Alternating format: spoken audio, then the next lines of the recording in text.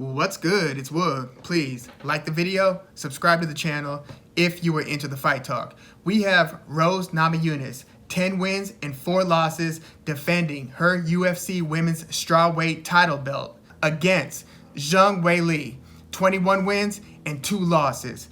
This is the rematch between the two. This fight's going to take place at UFC 268 at Madison Square Garden on November 6th. Their first fight took place on April 24th. That was UFC 261, where Rose Namajunas scored a shocking head kick knockout win over Zhang Weili. So that is how Rose recaptured the strawweight belt. She had first won it against Joanna Jędrzejczyk back in 2017 when she surprisingly knocked her out in the first round. But, the fight that really got Rose in position to even compete for the title against JJ was when she took on the karate hottie Michelle Waterson, when Waterson was pretty much at the peak of her potential power. Rose Namajunas beat Waterson, who had just beaten Paige Van Zandt at a time when Paige was kind of surging. So Waterson kind of took the juice from Paige, and then Rose Namajunas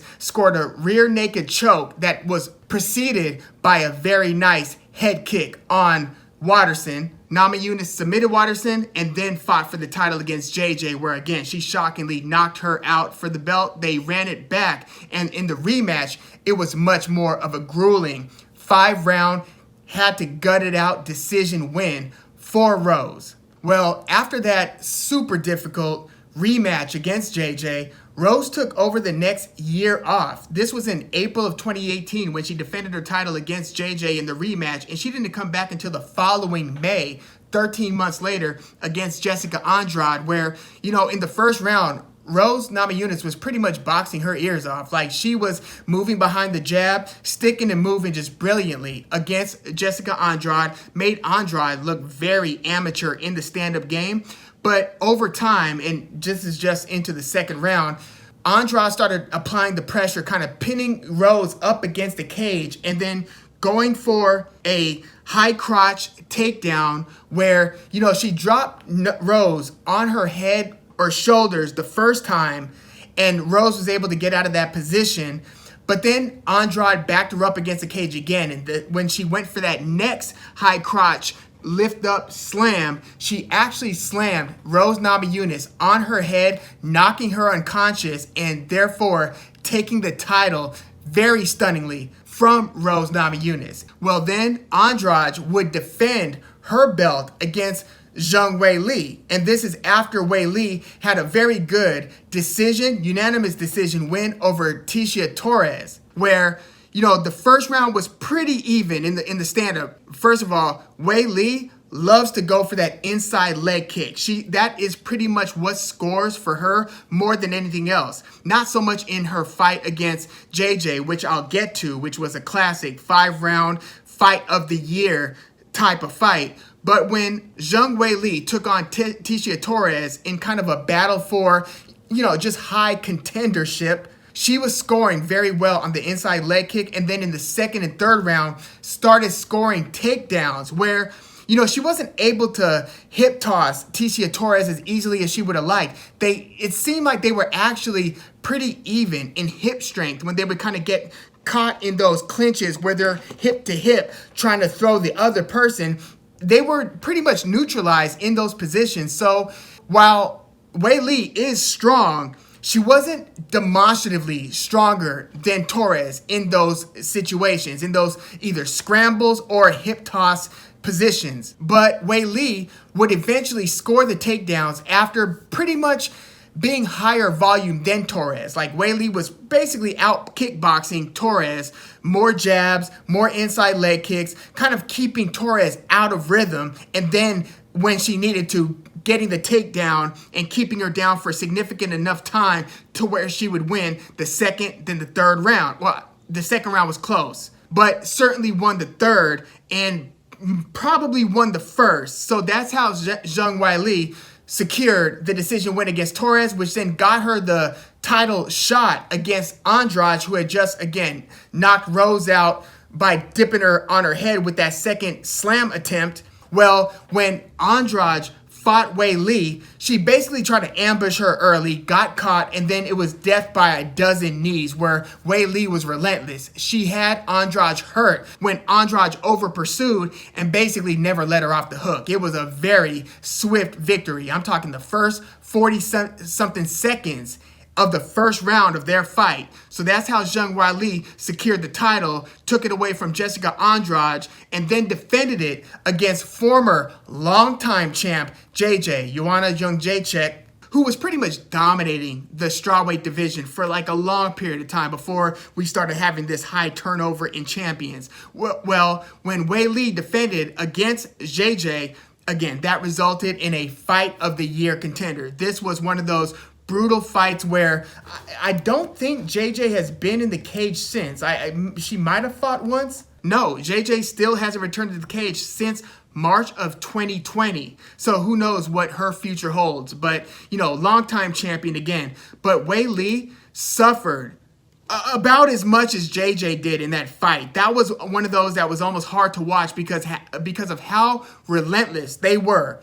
From the first round through the fifth round, neither fight really ceded any ground, and that's why it was so back and forth, ebb and flow, where, I don't know how they were both standing after 25 minutes of that hell. But Zhang Weili was awarded a split decision victory over JJ, who, that might be JJ's last attempt at recapturing the UFC title. But it was razor close. Really could have gone either way. It left JJ with a huge hematoma on her head. She looked like a Hasim Rahman when he fought Evander Holyfield. Look at that hematoma. Just crazy. But there's no real way to tell what type of damage that does to the person's fighting ability or just quality of life ability in the future. So that is one of those fight of the year fights where if you're a MMA fighter, you don't want too many fight of the year contenders. That's usually bad news. That usually means that both fighters had to pay a significant price. Well, that's just what Weili versus JJ turned out to be, a classic, but one with a heavy toll. So Weili's first fight back after that was 13 months later, so she didn't return to the cage for another year. And keep in mind, this fight between Weili and JJ was on March 7, 2020, so this is right before the pandemic shutdown. This was the last UFC pay-per-view just before the shutdown. So she was out of the cage again for another year, returns against Rose Namajunas. Rose is trying to recapture the title against Weili, and what happens? Rose basically, boxes for the first minute. It looks pretty competitive. Weili, again, is landing a few of those significant inside leg kicks. Rose is snapping a very nice long jab. She's got a reach advantage over Zhang Weili. Well, she went low a couple times on Weili, and then she started delivering some, low kicks of her own. One to the body, I believe. But then she threw a kick that Weili jumped back because she thought it was going low, and it instead went high. Just clipped her cleanly, dropped her on her back. She hit her head on the mat. She just was flattened for a second, tried to recover, but Rose came down with the hammer fist. They stopped the fight. Rose is once again declared strawweight champion. Just a sensational performance. And, this Florida crowd was super lit. This was the same card as, Kamaru Usman versus Jorge Masvidal in the rematch. So this was just one of those epic UFC pay-per-views. And it's, only fitting that Namajunas appears on another Usman card.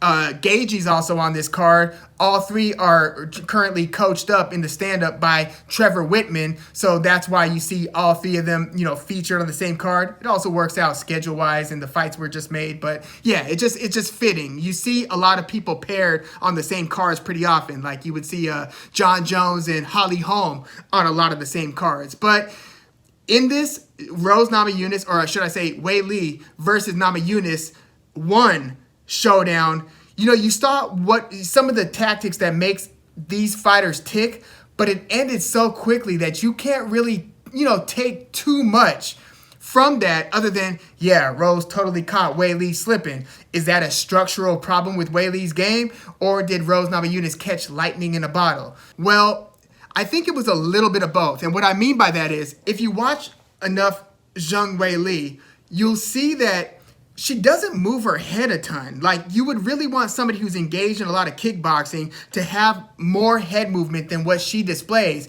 She just stays pretty upright, and she'll come in. They're both orthodox here, but Weili will come in. She likes to throw a wide hook. She likes to follow it up with a straight right, or she'll start with the jab, straight right, left hook.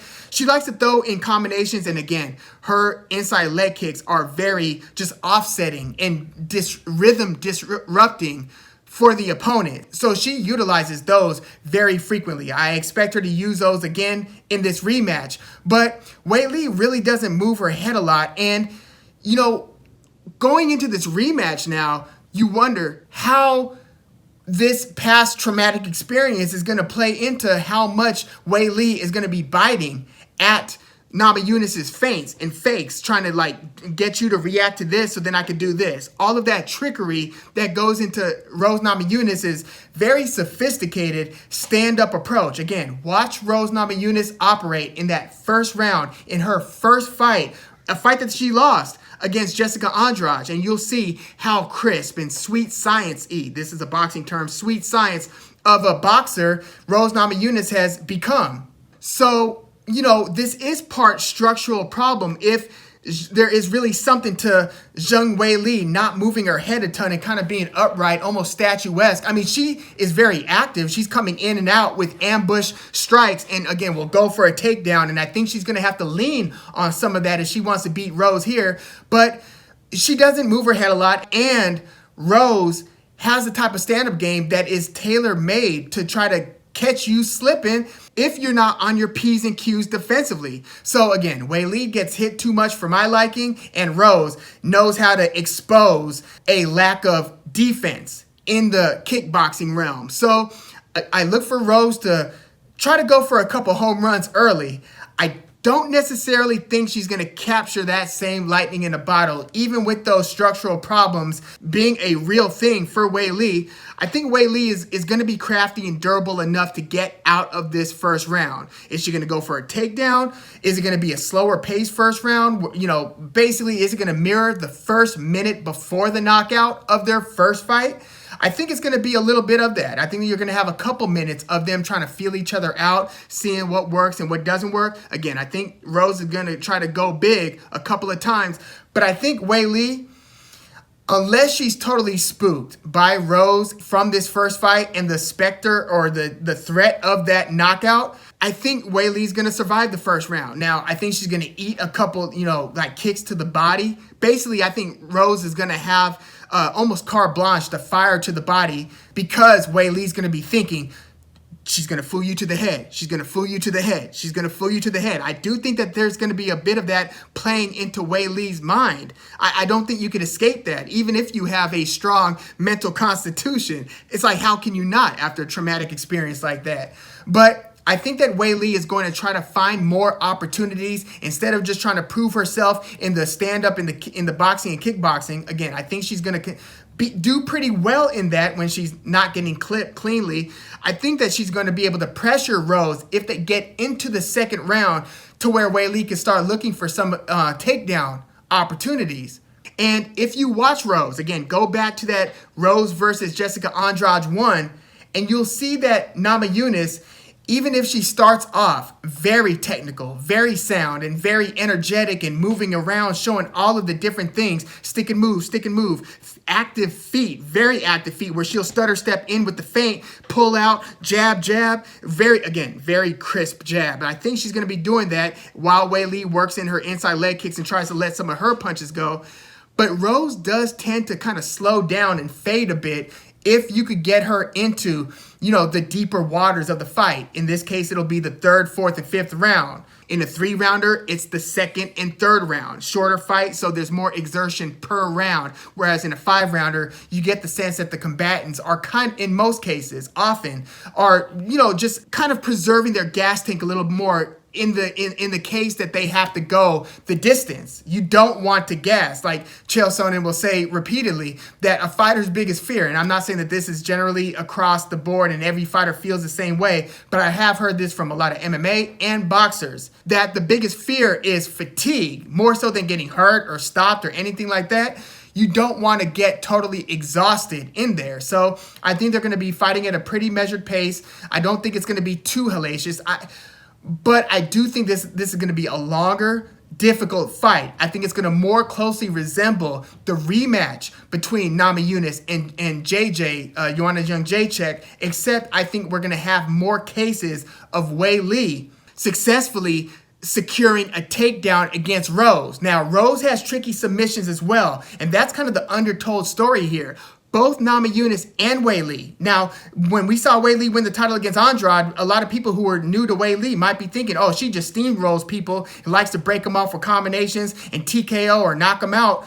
No, Weili, like Namajunas, have gotten most of their wins over their MMA careers via submission. I mean, Weili's gotten more knockout and TKO stoppages than Rose, but look at how submission heavy both of their resumes are. So when Weili takes Rose down, Rose could be looking for an armbar. Rose could be looking for a rear naked choke, because Weili, kind of makes the mistake sometimes, and she did this against Tecia Torres, where she'll have the whizzer, then will step over the whizzer, where you could then reverse it, and Rose is very in tune with those type of reversal opportunities. So the ground game could be risky business for Weili as well. I just think that she has a better shot at securing a decision victory if she could find more opportunities to take Rose Namajunas down.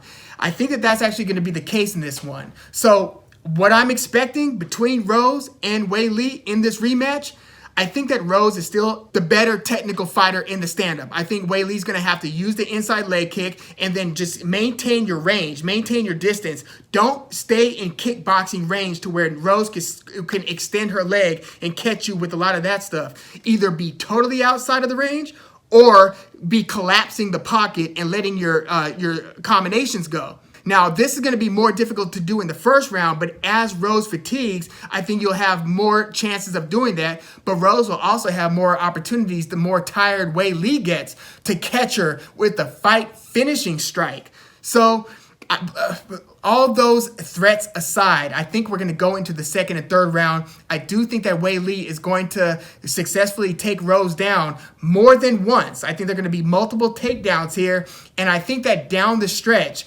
this might actually somewhat resemble, I mean, obviously very different fighters, but it might resemble Jan Blachowicz versus Israel Adesanya, to where it's very close in the first 2 to 3 rounds. It's very tit for tat, difficult to score rounds, but then in crucial situations, Weili, being who I view as a slightly stronger takedown threat, will secure some very well-timed takedowns on Namajunas in the championship rounds, to where she will be awarded a decision win over Rose Namajunas, recapturing the strawweight title. I think Weili, or at least I think that the highest likelihood in terms of the different ways that this fight could play out, of course, Rose can score a knockout over Weili. And yes, Weili can hurt Rose too. And both of these women have the skills to submit one another. But if Weili, again, escapes getting hurt badly in the first and probably maybe even the second round, that Weili can win a decision against Rose Namajunas. So that's actually how I'm going to lean in this rematch. But please, let me know what you think about Rose Namajunas versus Zhang Weili 2. I can't wait for this one. Like, I'm just thinking about it and I'm getting excited. Like, the first one was such a shocking, sensational stoppage win for Rose. Like, I didn't see that coming, but I am seeing some defensive holes in Weili's game. And again, Rose has the tools to expose that. I just think that on this night at Madison Square Garden in this rematch, I think that Weili is going to find a way to drag this one into the second, third, fourth round. It's going to get very grueling. And I think that Rose is going to fade a bit and is going to lose some crucial rounds towards the end of this fight. But yeah, let me know what you think about this one in the comments. Please like the video, subscribe to the channel if you are into the fight talk. I'm Woog. Thanks for tuning in.